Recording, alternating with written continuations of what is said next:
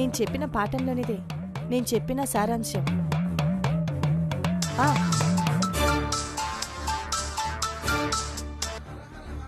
పూజారి గారు.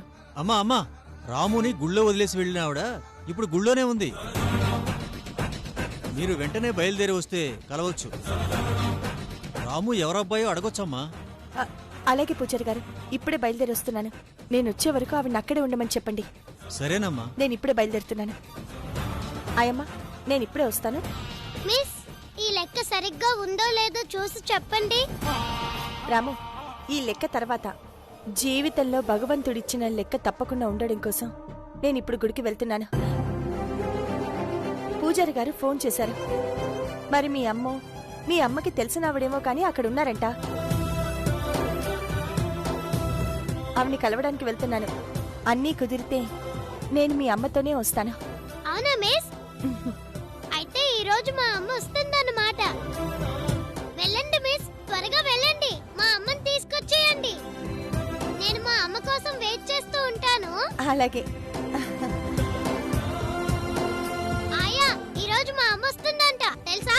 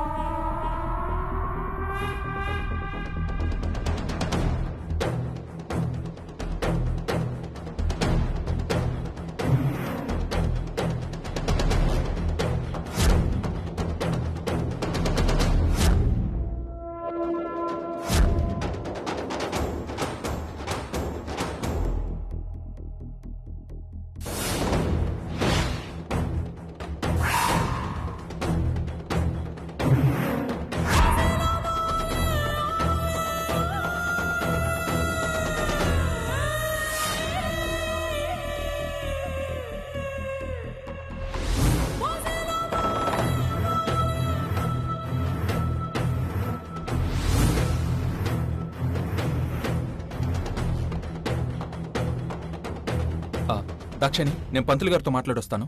నువ్వు ఇక్కడే ఉండు.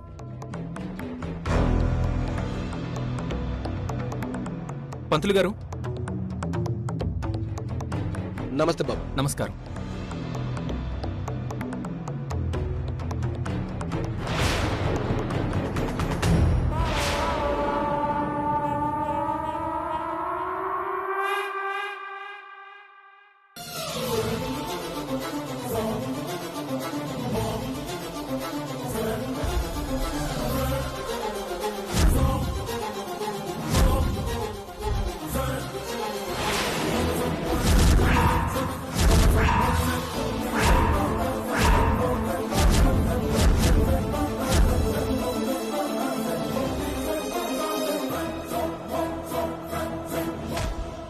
ఆగండి.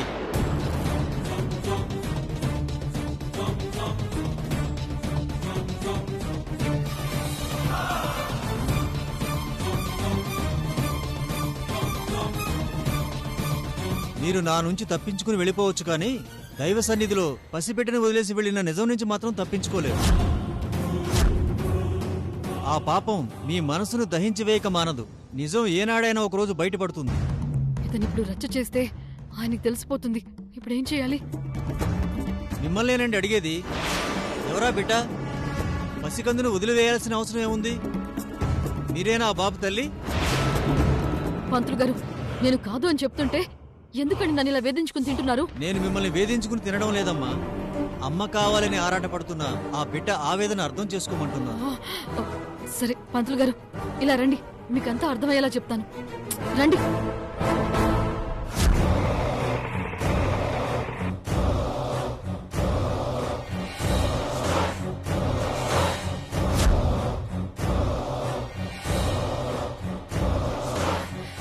చూడండి, అనవసరంగా రచ్చ చేయకండి.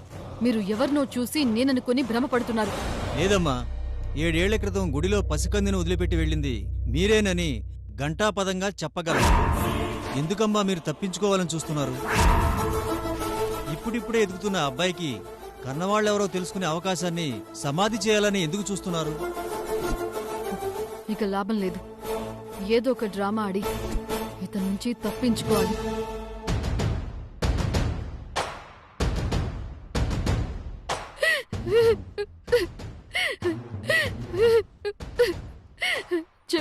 పూజారి గారు 7 ఏళ్లుగా శివుడు కంఠంలో విషం మోసినట్టు నా కడుపులో నేను మోస్తున్న రవ్వని, నా గుండెల్లో భారంగా ఉన్న నిజాన్ని చెప్పేస్తాను. ఆ రోజు మీరు చూసింది నన్నే పూజారి గారు.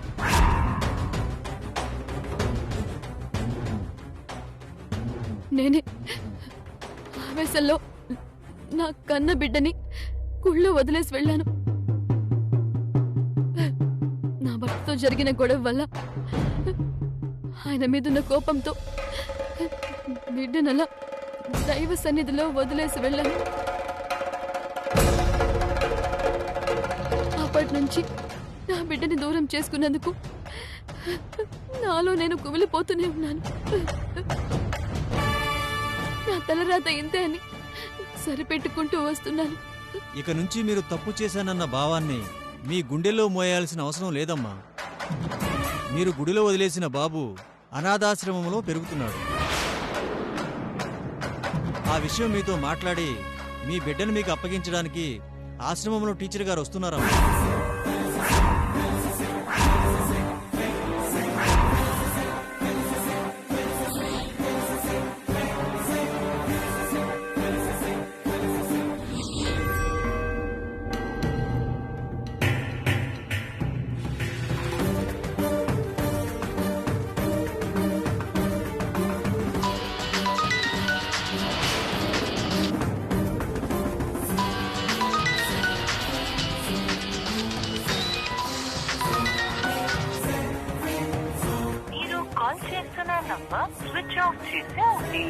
ఫోన్ స్విచ్ ఆఫ్ అని వస్తుందేంటి?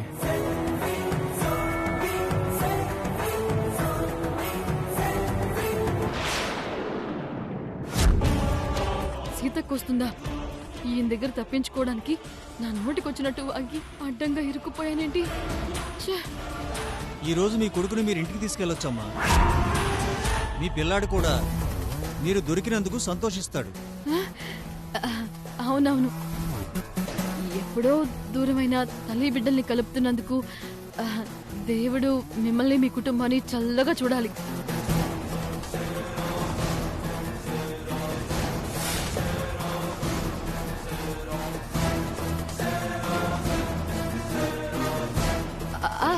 పూజారి గారు, మీకు పూజ అర్చన లాంటి పనులే ఉండవా? భక్తులందరూ వెయిట్ చేస్తుంటారు కదా. వెళ్ళి మీ పనులు చూసుకోండి. ఆ టీచర్ వచ్చేదాకా నేను వెయిట్ చేస్తాను. లేదమ్మా, పూజకి వేరే పూజారున్నారు. ఇంకో 10 నిమిషాల్లో టీచర్ వచ్చేస్తారు. పర్లేదు, నేను కూడా వెయిట్ చేస్తూ ఉంటాను.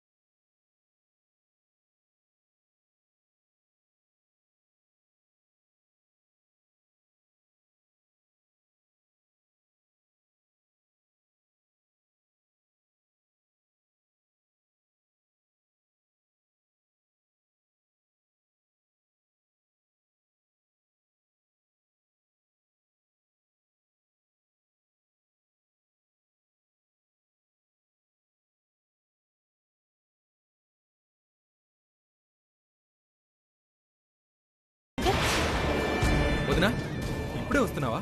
అవును శంకర్, ఆశ్రమంలో ఒక బాబు తల్లి ఇక్కడే ఉందని పూజారి గారు ఫోన్ చేసి చెప్పారు. ఆవిని కలిసి మాట్లాడి బిడ్డని అప్పగించాలని వచ్చాను. దాక్షాయినితో కలిసి వచ్చాను వదినా. నేను పంతులు గారితో మాట్లాడడానికనే ఆగాను. నేను పంతులు గారితో మాట్లాడుకుంటూ పక్కకెళ్ళాను. సర్లే ఉండు, పూజారి గారికి కాల్ చేసి ఎక్కడున్నారో అడుగుతాను. సరే వదినా.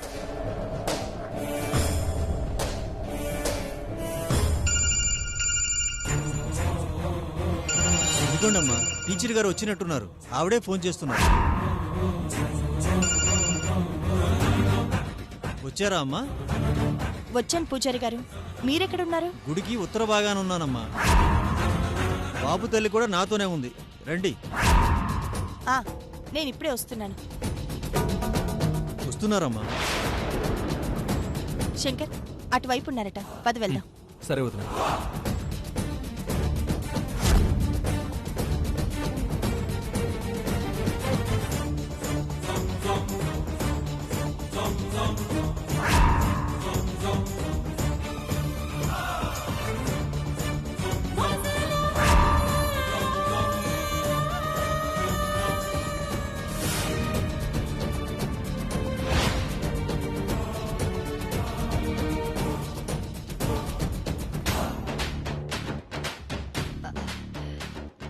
పూజారి గారు, నేను ఇప్పుడే వస్తాను. టీచర్ వస్తే ఉండమని చెప్పండి. మీరు ఎక్కడికి వెళ్లాల్సిన అవసరం లేదమ్మా.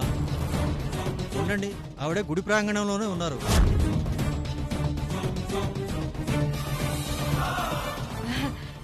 అది 7 సంవత్సరాల తర్వాత నా బిడ్డ నేను కలవబోతున్నాను కదండి.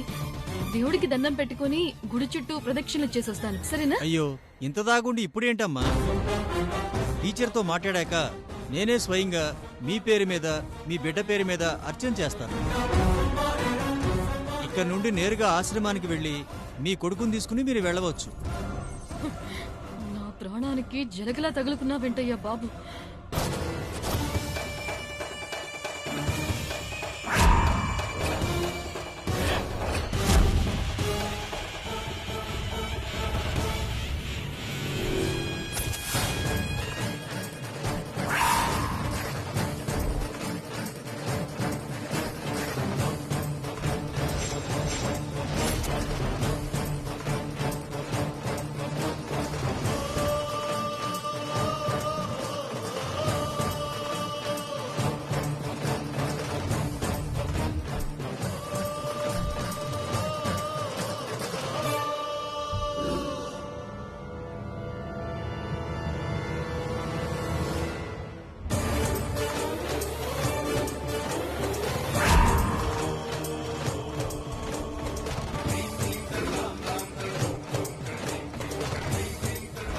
ఈవిడేనమ్మా ఆ రోజు సంటోణ్ణి గుళ్ళో వదిలేసి వెళ్ళింది.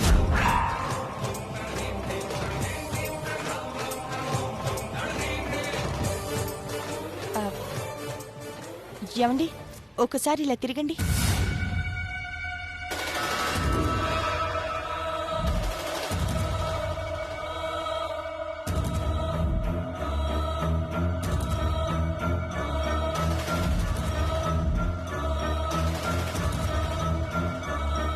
దాక్షాయిని, సచ్చినాడు, గుర్తుపట్టేశాడు.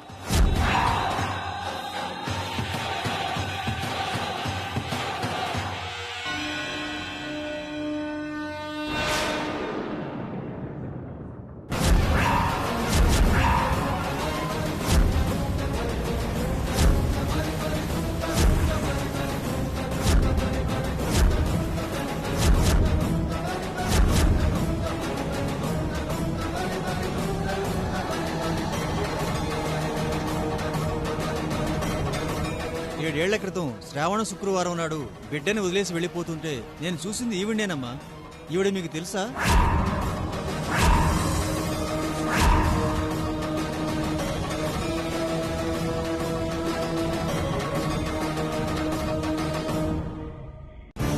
శ్రావణ శుక్రవారం ఆ రోజే కదా నా బిడ్డ నాకు దూరం అయింది.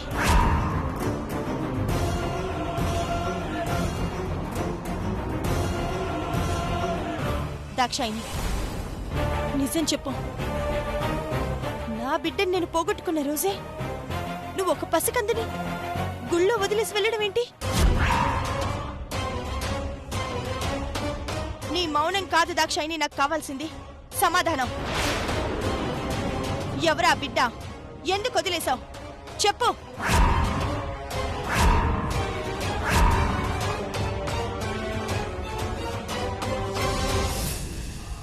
నువ్వేదో పెద్ద రహస్యాన్నే దాస్తున్నావని నీ మొహం చెప్తుంది. దాక్షాయిని, మర్యాదగా చెప్పు, ఎవరా పసికందు? ఇలా చెప్పదొదినా. నిన్ను ఏమండి, కొట్టొద్దు, నేను చెప్తాను.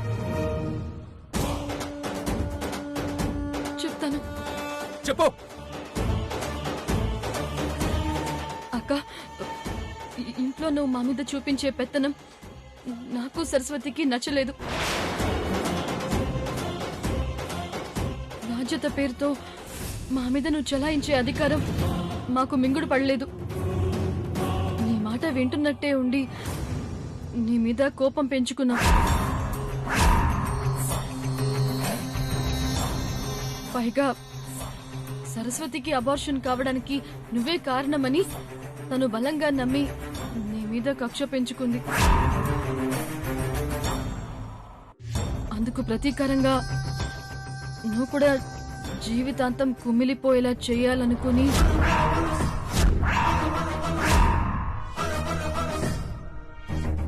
అనుకుని చెప్పు, ఆగిపోయావేంటి? నువ్వు డెలివరీ అయినప్పుడు మేమిద్దరం పథకం ప్రకారం అప్పుడే చనిపోయిన బిడ్డని పక్కన పడుకోపెట్టి నీ కొడుకుని అక్కడి నుంచి తప్పించాను.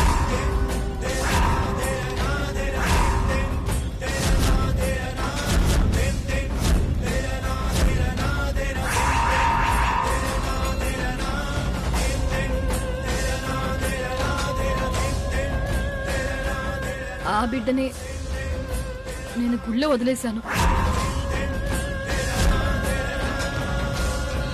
ఆ అబ్బాయి అక్క ఇప్పుడు అనాథాశ్రమంలో ఉన్న నీ కొడుకు.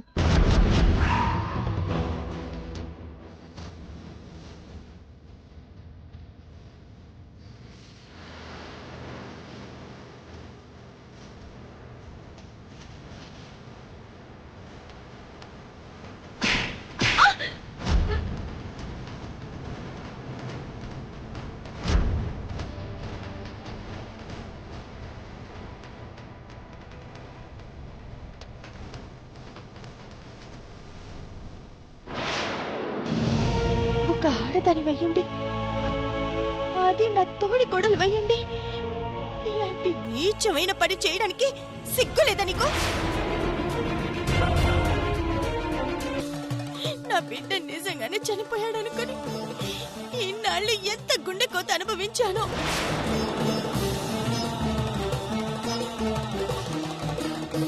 ఇప్పటికీ ఆ జ్ఞాపకాలు మర్చిపోలేక ఎంత వేదన చెందుతున్నాను. సొంత చెల్లెల్లా చూసుకున్నందుకు ఇంత పెద్ద శిక్ష వేస్తావా దాక్షాయిని నాకు నువ్వు? నన్ను క్షమించక్క. నీలాంటి దాన్ని క్షమిస్తే నాకు పాపం తగులుతుంది. క్షమించడం కాదే, నిన్ను చంపేయాలి. చిచి, నీలాంటి దాన్ని ముట్టుకోవడానికి అసహ్యంగా ఉంది. ఇంకెప్పుడు జీవితంలో నాకు కనపడకు. నీతో నాకు ఎలాంటి సంబంధం లేదు. పదొదినా. ఏమండి, ఏమండి, ఆగండి. ఏమండి, అయ్యో అక్క, అక్క నేను చెప్పేది వినక్క. ఏమండి, ఆగండి అక్క. చీచి, అప్రాచురాల, నీలాంటిదని మొహం కూడా చూడకూడదు.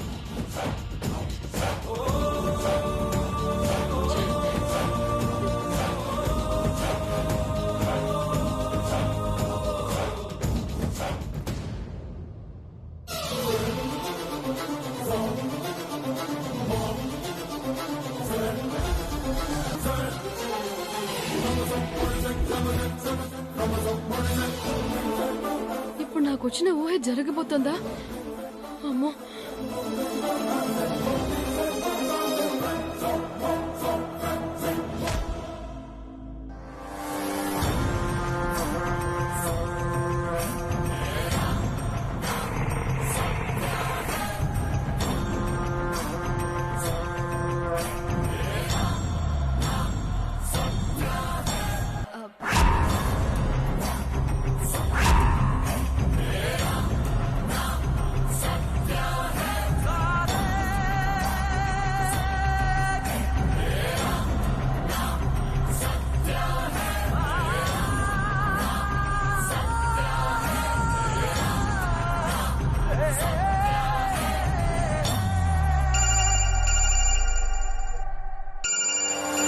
ఇదిగోండి, టీచర్ గారు వచ్చినట్టున్నారు. ఆవిడే ఫోన్ చేస్తున్నారు.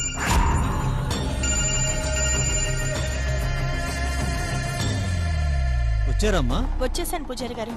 కింద మెట్ల దగ్గర ఉన్నాను. పైకి వచ్చి దేవాలయానికి ఉత్తర భాగానికి రండి. నేను బాబు తల్లి ఇక్కడే ఉన్నాం. వస్తున్నాను పూజారి గారు.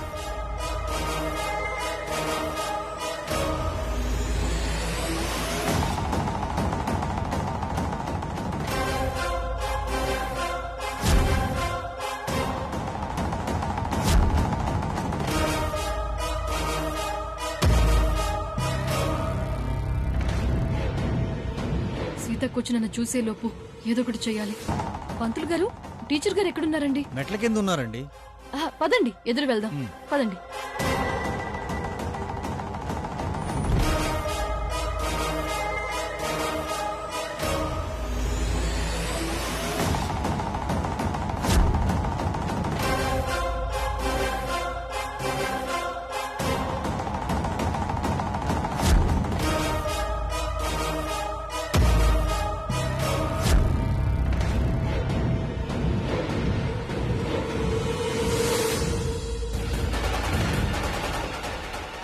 ఎవరండి ఆవిడ? అదిగో ఆ బ్లూ శారీ కట్టుకున్నావిడ.